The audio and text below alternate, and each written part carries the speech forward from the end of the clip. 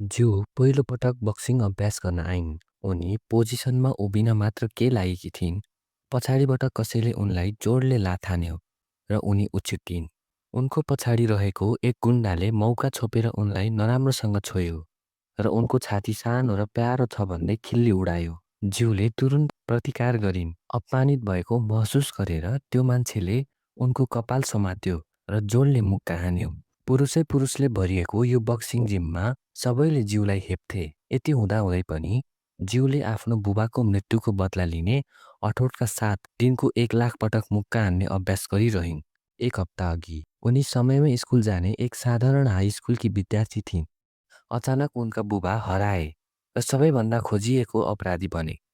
त्यस दिनदेखि हरेक दिन एउटा प्रहरीको गाडीले उनलाई स्कुलसम्म पछ्याउँथ्यो। कक्षामा साथीहरूले उनलाई हेप्थे। शिक्षकले पनि उनीबाट अरूलाई असर पर्छ भनेर चिन्ता गर्दै उनलाई पढाइ छोड्न सल्लाह दिए। ज्यू आफ्नो सिटमा फर्किँदा त्यहाँ चक्को धुलोले ढाकिएको थियो। छेउमा बसेकी मोटी केटीले यो ड्रग्स हो, प्रहरीलाई बोलाउनुपर्छ भन्दै जिस्काई। ज्यूले सहन सकिनन् र झोलाले उसको अनुहारमा हानिदिन्। त्यो मोटी केटीले आफ्नो बल प्रयोग गरेर ज्यूलाई भुइँमा लडाई। केही बेरको झगडापछि त्यो मोटी केटीले चक्कु निकालिन्। ज्यूले छिट्टै ती सबैलाई तह लगाइन्। उनले आफ्नो स्कुलको ब्याच फुकालेर शिक्षकलाई दिइन् र पढाइ छोड्ने निर्णय गरिन्। ज्यूले आफ्नो रिस प्रहरीको गाडीमा पोखिन् र त्यहाँबाट भागिन्। उनी समुद्रको किनारमा गएर सूर्यास्तको प्रतीक्षा गर्न लागिन्। आज उनको 17औं जन्मदिन थियो र उनले आफ्नो बुबालाई धेरै याद गरिरहेकी थिइन्, तर सम्पर्क गर्न सकेकी थिइनन्। ज्यूले बुबाले ढोका छेउमा छोडिदिएको जन्मदिनको उपहारलाई लातले हानिन् र एक्लै चाउचाउ खाएर जन्मदिन मनाउने योजना बनाइन्। डङले ज्यूलाई सार्वजनिक फोनबाट जन्मदिनको शुभकामना दिन फोन गरे। दुखी ज्यूले आफ्ना हालैका नर्कीय अनुभवहरूलाई सुनाइन्। उनले बुबालाई नफर्किन भनिन् र बरु उहाँ मरिसक्नुभयो भनेर सोच्ने कुरा गरिन्। डङले ज्यूका सयौं मेसेजहरू हेरेर दोषी महसुस गरे। उनी पक्राउ पर्ने जोखिम मोलेर घर फर्कने निर्णय गरे। जब उनले ढोका खोले, उनको पछाडि कालो लुगा लगाएको एक मान्छे देखियो। ज्यूले आवाज सुनेर ढोकाको सानो पालबाट आफ्नो बुबालाई देखिन्। डङले ज्यूलाई ढोका खोल्न नदिन ढोकाको ह्यान्डल बलियोसँग समाते। त्यसपछि गोली चलेको आवाज आयो। डङले हत्यारालाई आफ्नी छोरीलाई केही नगर्न बिन्ती गरे। हत्याराले अर्को गोली हान्यो र त्यहाँबाट गयो। डङले आफ्नो अन्तिम शक्ति लगाएर चाबी भाँचे ताकि ज्यू सुरक्षित रहन्। ज्यूले ढोका खोलेर रगतको आहालमा लडिरहेका आफ्ना बुबालाई असहाय भएर अँगालो हालिन्। अन्त्येष्टिमा ग्याङ्स्टर बोस चोय जसको लागि डङले काम गर्थे, श्रद्धाञ्जली दिन आए। ज्यूले चोयलाई सोधिन्, तपाईले मेरो बुबालाई के गराउनु भयो र उहाँलाई कसले मार्यो? चोयले ज्यूलाई 2 कुरा मात्र याद राख्न भने। डङ उसको असल साथी र ज्यूको असल बुबा थिए। त्यसपछि उनी फर्किएर गए। ज्यूले नराम्ररी घाइते भएका आफ्ना बुबालाई हेरिन् र गोप्य रूपमा बदला लिने कसम खाइन्। अन्त्येष्टिपछि उनी प्रहरीसँग सोधपुछ गर्न गइन्। उनले सोधिन् कि उनीहरूले हत्याराको खोजी किन गरिरहेका छैनन्। प्रहरीले घटनास्थलमा कुनै सुराग नभेटिएको र डङले अन्तिम पटक उनलाई फोन गरेको बताए। तब ज्यूले महसुस गरिन् यदि उनले त्यो दिन तितो कुरा नगरेको भए सायद उनका बुबा आज जीवित हुन्थे। आफ्नो बुबाको अस्तु बोकेर उनी चोय कहाँ गइन् र हत्यारा खोज्न मद्दत मागिन्। उनी आफै बदला लिन चाहन्थिन्। चोयले उनलाई एउटा चक्कु दिएर आफूलाई घोप्न भने।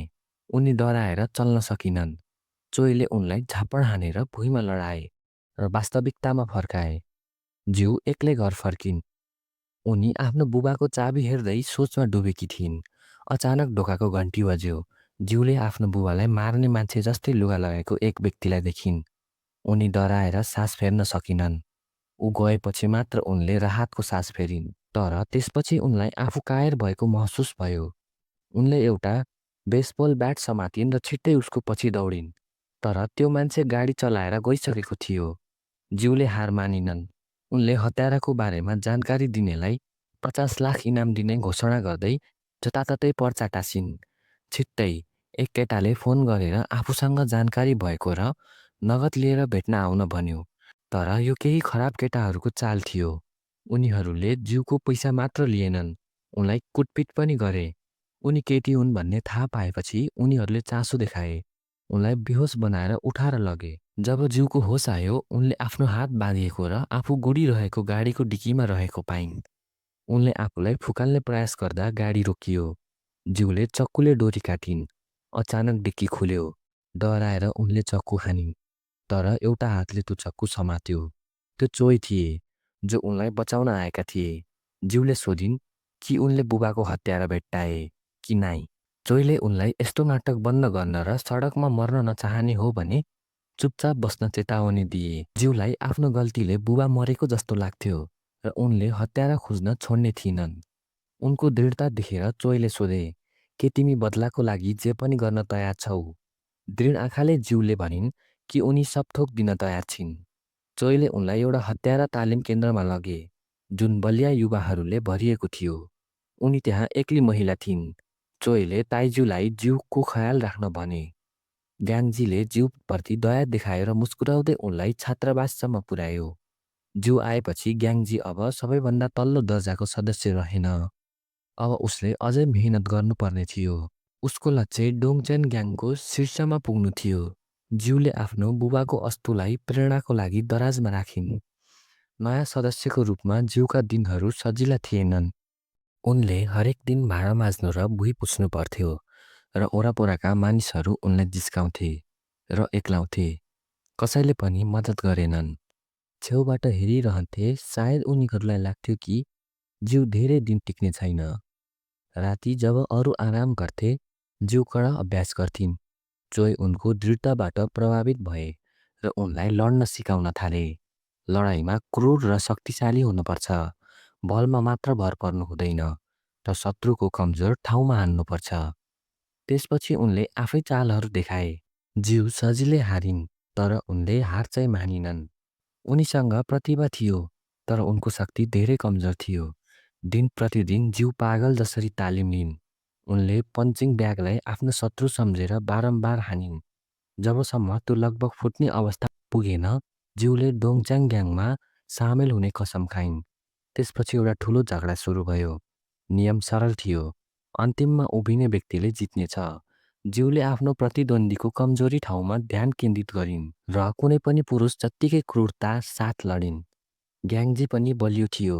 उसले सबैलाई भुइँमा लडायो। उसले लडाइँ जित्यो र 10 लाखको पुरस्कार पायो। भिरले उसको लागि जय जयकार गर्यो, तर चोयले भने कि अझै एकजना उभिएको छ। त्यो जीव थिइन्। उनीहरू बीचको अन्तिम लडाइँ सुरु भयो। दुवै पछि हट्ने योजनामा थिएनन् र दुवैले कडा सङ्घर्ष गरे। पुरुष भएकोले ग्याङजीसँग स्पष्ट रूपमा बढी शक्ति र सहनशीलता थियो। जीवले कुशलतापूर्वक उसको आक्रमणबाट बचिन्। उनले उसको पाखुरा समातिन्, उसलाई पल्टाइन् र कुहिनाले प्रहार गरेर लडाइँ समाप्त गरिन्। चोयले जीवको हात उठाएर उनलाई विजेता घोषित गरे। केही दिनपछि ग्याङजीको होस आयो। उसको रुममेटले एउटी केटीबाट हारेको भनेर उसको खिल्ली उडायो। यसले ग्याङजीको स्वाभिमानमा धेरै चोट पुर्यायो। जीवले उसँग माफी मागिन्। उसले वास्ता नगरे जस्तो गरी ठिकै छ भन्यो। जब जीव नुहाउँदै थिइन्, ग्याङजीले उनको कपमा ड्रग्स हालिदियो। जीवले पानी पिइन् र ओछ्यानमा बेहोस भइन्। ग्याङजीले एकजना मान्छेलाई जीवको कोठामा ल्यायो। जीव अर्धचेतनमा भए पनि प्रतिकार गरिन्। सङ्घर्षमा उनले संयोगवश आफ्नो बुबाको अस्तु खसाइन्। होसमा रहनको लागि उनले एउटा भाँचिएको टुक्रालाई बलियोसँग समातिन्।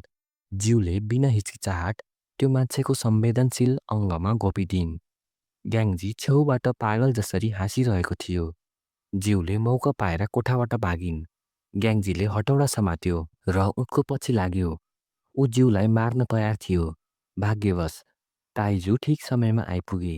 ग्याङजीलाई सङ्गठनको मुख्यालयमा लगियो, जहाँ आउने उसले सधैँ सपना देखेको थियो। तर आज ऊ यसरी आइपुगेको थियो। चोयले उसलाई आफ्नो अनुहार, हात वा खुट्टा मध्ये एक रोज्न भने। ग्याङजी घुँडा टेकेर माफी माग्न थाल्यो। उसलाई लाग्यो कि उसले सानो गल्ती मात्र गरेको हो र जीवलाई साँच्चै हानि पुर्याएको छैन। तर चोय जीवलाई धेरै महत्त्व दिन्थे र उसलाई छोड्न चाहेनन्। ग्याङजीले केही नछान्दा चोयले उसको लागि निर्णय गरिदिए। ताइजू चुपचाप उभिरह्यो, केही बोलेन। ग्याङजीको आँखामा घृणा भरिएको थियो। भाँचिएको अस्तुको भाँडो हेरेर जीव दुखी भइन्। उनले आफ्ना बुबाको मृत्युको कारण मात्र बनेकी थिइनन्। उनको अन्तिम चिनो पनि जोगाउन सकिनन्। उनले गहिरो पश्चाताप र हीनता बोध गरिन्। ज्यूले आफ्नो हातमा पट्टी बाँधेपछि ताइजोले उनलाई छिटो जान्न भन्यो। ज्यूको कारणले उसले एक मूल्यवान मान्छे गुमाएको थियो। यो मूर्खता रोक्ने उनको अन्तिम मौका थियो। ज्यूले भनिन् कि उनी कतै जाँदै छिन्। उनी कतै जाँदै छैनिन् र अब रोकिन धेरै ढिला भइसक्यो। त्यसपछि उनलाई एउटा गोदाममा लगियो। जोय लामो समयदेखि पर्खिरहेको थियो। यो त्यही ठाउँ थियो जहाँ उनी र उनको बुबा सँगै रक्सी पिउँथे। उनले केही कागजात निकालेर भने कि पुरानो ज्यू मरिसकी र अबदेखि उनी ओ हेन्जिनको रूपमा बाँच्ने छिन्। जोयले एउटा बन्दुक निकालेर भने कि यही बन्दुकले उनको बुबालाई मारेको थियो। ज्यूले सोधिन्, हत्यारा को हो? उनले भने कि हत्यारा एक प्रहरी हो र उनले त्यो मान्छेलाई खोजेर मार्नुपर्छ। समय बित्दै जाँदा ज्यूको लड्ने कला राम्रो हुँदै गयो। उनले आफ्नो शरीरमा डोङच्याङ ग्याङको प्रतीकको ट्याटु खोपिन् र एक प्रहरी अधिकारी बनिन्। ज्यूले एक अपराधीलाई गल्लीमा पछ्याइन्। उनको सहकर्मीले उनलाई यति लापरवाह नहुन भन्यो। उनले अपराधीलाई माथि गएको देखिन् र पछि लागिन्। सहकर्मीलाई थप मद्दत बोलाउन भनिन्। अपराधी ड्रग्स जाँच गर्दै थियो। पिल्लोले उसलाई सम्झौताको लागि आफ्नो मालिकलाई बोलाउन भन्यो। वास्तवमा यो एक गोप्य ड्रग्स अपरेसन थियो। पिल्लो पनि एक प्रहरी अधिकारी थिए। ज्यूले एउटा कुर्सी समातेर सिसा फुटाइन्। उनले हत्कडीलाई बक्सिङ पन्जाको रूपमा प्रयोग गरिन् र छिट्टै अपराधीलाई पक्राउ गरिन्। पिल्लो रिसाए किनभने उनले 6 महिनाको अपरेसन बिगारेकी थिइन्। ज्यू प्रहरी स्टेसनमा कसैलाई भेट्न गइन्। उनी क्याप्टेन चा थियो। उनको बुबाको हत्याको संदिग्ध ज्यूले लागु औषध टोलीमा सामेल हुन 2 पटक आवेदन दिएकी थिइन्। क्याप्टेन चाले सोधे, तिमी किन यति दृढ छौ? तिमी किन यति दृढ छौ? ज्यूले मात्र भनिन्, मैले समात्न चाहेको कोही छ। क्याप्टेन चा उनको जोसबाट प्रभावित भए र उनको आवेदन स्वीकार गरे। ज्यूले चोयलाई भनिन् कि उनी क्याप्टेन चा मार्फत लागु औषध टोलीमा पुगिन्। उनले छिट्टै हत्यारा पत्ता लगाउने छिन्। चोयले टाढाको गोदाम हेर्दै विगत सम्झे। ज्यूका बुबाले उनलाई त्यहाँ बचाएका थिए। उनले आफ्नो चक्कु ज्यूलाई दिएर भने, जब तिमीले हत्यारा भेट्टाउँछौ उसलाई मार। डोङच्यान ग्याङले हर हालतमा बचाउने छ। ज्यू आफ्नो नयाँ विभागमा आइन् र उनलाई पिल्डोको पार्टनर बनाइयो। उनको स्वागत भएन किनभने उनले पिल्डोको गोप्य अपरेसन बिगारेकी थिइन्। पहिलो मिसनमा पिल्डो गाडीमै बसे। उनले ज्यूलाई ड्रग्स डिलर माङ्गोलाई समात्न भने। ऊ यो नयाँ केटीलाई पाठ सिकाउन चाहन्थ्यो तर ज्यू कमजोर केटी थिइनन्। जब पिल्डो थप मद्दत लिएर आइपुगे उनले सबै गुण्डाहरूलाई लडाएर माङ्गोलाई एक्लै समातिसकेकी थिइन्। सोधपुछको क्रममा माङ्गोले स्वीकार गर्न मानेनन्। जब पिल्डोले ड्रग्स खोजे माङ्गोले उसलाई बहकायो। ज्यूले माङ्गो र उसका मान्छेहरूले एकअर्कालाई हेरिरहेको याद गरिन्। नभन्दै उनले बोतलमा लुकाइएको ड्रग्स फेला पारिन्। त्यसपछि पिल्डोले अन्ततः ज्यूलाई आफ्नो पार्टनरको रूपमा स्वीकार गर्यो र उसको बोल्ने तरिका पनि धेरै मित्रवत भयो। उसले ज्यूलाई अर्को पटक यति लापरवाह नहुन विशेष गरी बुलेट प्रुफ भेस्ट नलगाइकन नजान सम्झायो। सोधपुछको क्रममा माङ्गोले ड्रग्स कहाँबाट आयो भनेर बताउन मानेनन्। ले भनिरह्यो कि ड्रग्स बनाउने मान्छे धेरै हिंसक छ। यसैबीच ड्रग्स बनाउने मान्छे नाइट क्लबमा आफ्नो नयाँ ड्रग्स बेचिरहेको थियो। ऊ गाङ्जी थियो जसको अनुहार चोयले 5 वर्ष अगाडि बिगारिदिएको थियो। प्रहरीले अचानक एक गोप्य अपरेसन सुरु गर्यो र उनीहरूको लक्ष्य चोय थिए। सबैको फोन खोसियो र ज्यू आत्तिन थालिन्। क्याप्टेन चाले यो अपरेसनको योजना लामो समयदेखि बनाइरहेको थियो। उनले निगरानीबाट थाहा पाए कि चोय एउटा नयाँ ड्रग फ्याक्ट्री जाँच गर्न जाँदैछ। ज्यू चोयलाई सूचित गर्न आफ्नो फोन चोर्ने प्रयास गरिन् तर असफल भइन्। चोय डुङ्गामा चढ्ने बित्तिकै प्रहरीले पूर्ण हतियार सहित पछ्यायो। पिल्डो बिस्तारै चोयतिर बढ्यो।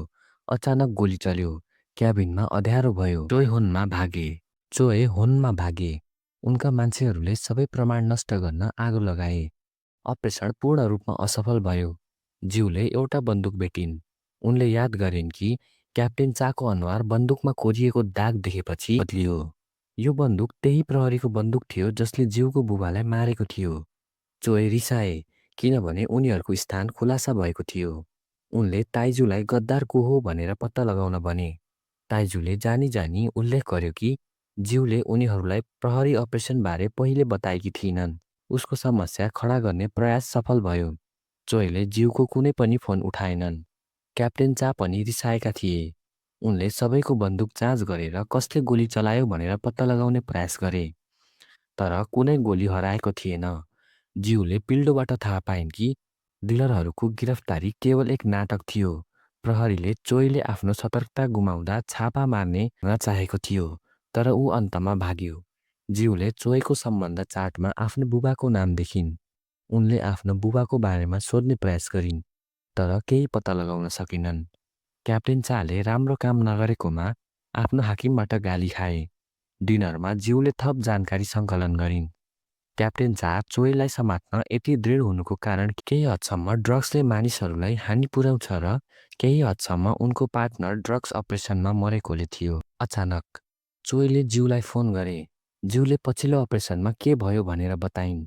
जब चोइले आफ्नो ठाउँमा क्यामेराहरू छन् भन्ने सुने, उनी ग्याङमा गद्दार छ भन्ने कुरामा अझ पक्का भए। उनले ज्यूलाई सोधे, डुङ्गामा गोली चलाउने तिमी नै हौ। ज्यूले त्यति बेला अर्को उपाय सोच्न सकिनन्, त्यसैले उनले उनलाई भाग्न मद्दत गर्न फोन गरिन्। चोइले राहत महसुस गरे।